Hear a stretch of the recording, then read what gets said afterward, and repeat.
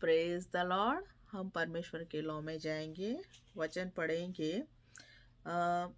निर्गमन 23वां अध्याय और 25वीं आयत। तू अपने परमेश्वर यहोवा की उपासना करना, तब वह तेरे अन्न जल पर आशीष देगा और तेरे बीच में से रोग दूर करेगा। दूसरी आयत पढ़ेंगे, व्यवस्था विवरण 10वां अध्याय और 20वीं आयत। अपने परमेश्वर यहोवा का भय मानना, उसी की सेवा करना और उसी से लिपटे रहना और उसी के नाम की शपथ खाना। व्यवस्था विवरण 28वां अध्याय और 9वीं आयत।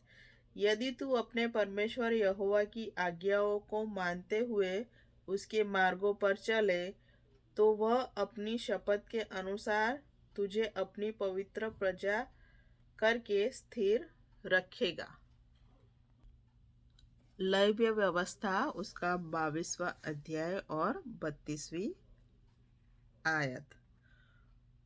और मेरे पवित्र नाम को अपवित्र न ठहराना, क्योंकि मैं इज़राइलियों के बीच अवश्य ही पवित्र माना जाऊंगा, क्योंकि मैं तुम्हारा पवित्र करने वाला यहोवा हूँ। व्यवस्था विवरण 6वां अध्याय और 7वीं आयत।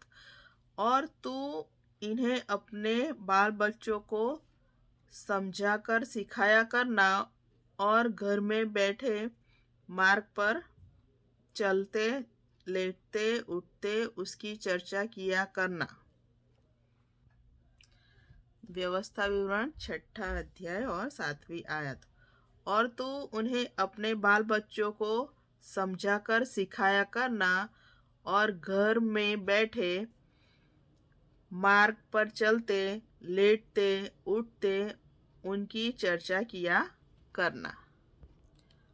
व्यवस्था विवरण 6ठा अध्याय और 8वीं आयत। और इन्हें अपने हाथ पर चिन्ह के रूप में बांधना, और ये तेरी आंखों के बीच में टीके का काम दे। व्यवस्था विवरण 6वां अध्याय और 8वीं आयत। और इन्हें अपने हाथ पर चिन्ह के रूप में बांधना, और ये तेरी आंखों के बीच टीके का काम दे।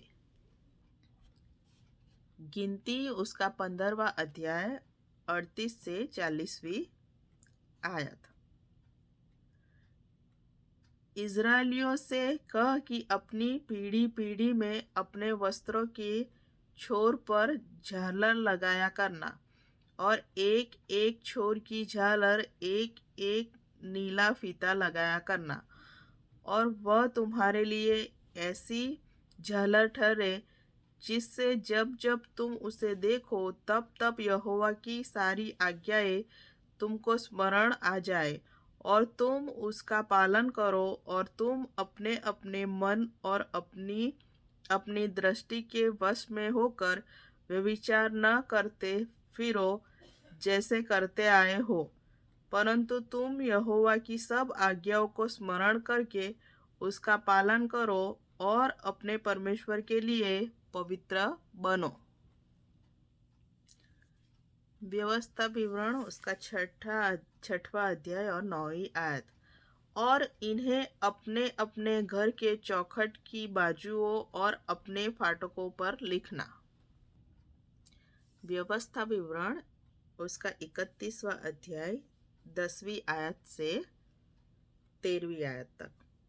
तब मूसा ने उनको आज्ञा दी, 7 वर्ष के बीतने पर, अर्थात छुटकारे के वर्ष में झोपड़ी वाले पर्व पर, जब सब इज़राइली तेरे परमेश्वर यहोवा के उस स्थान पर जिसे वह चुन लेगा आकर इकट्ठे हो, तब वह व्यवस्था सब इज़राइलियों को पढ़कर सुनाना।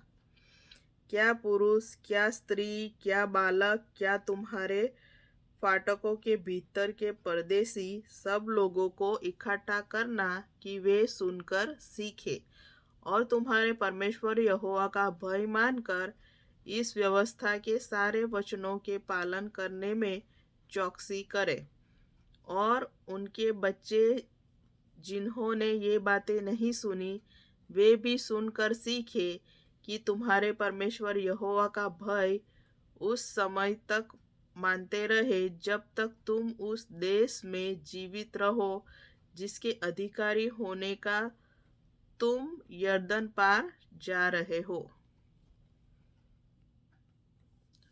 राजाओं के लिए नियम। व्यवस्था विवरण 17वां अध्याय और 18वीं आयत से 20वीं आयत।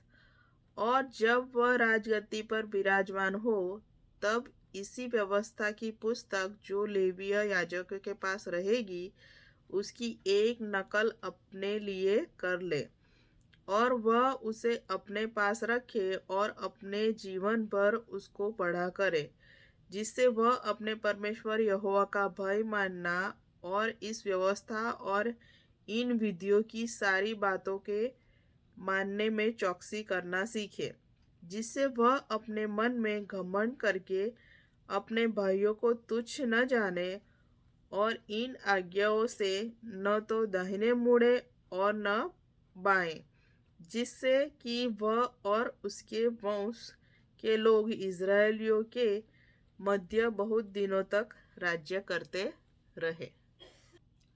गीत के विषय में व्यवस्था विवरण उसका 31वां अध्याय और 19वीं आयत। इसलिए अब तुम यह गीत लिख लो और तू इसे इज़राइलियों को सिखाकर कंठन करा देना, इसलिए कि यह गीत उसके विरुद्ध मेरा साक्षी ठहरे। परमेश्वर का धन्यवाद करना। व्यवस्था विवरण उसका 8वां अध्याय और 10वीं आयत।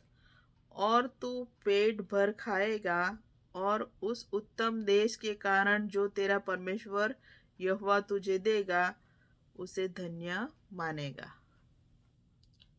तो यह सभी आयतें परमेश्वर का धन्यवाद मानने के लिए है, क्योंकि उसने हमें इतना सब कुछ दिया है। तो आपने मुझे सुना, इसलिए आपका बहुत बहुत धन्यवाद। Thank you.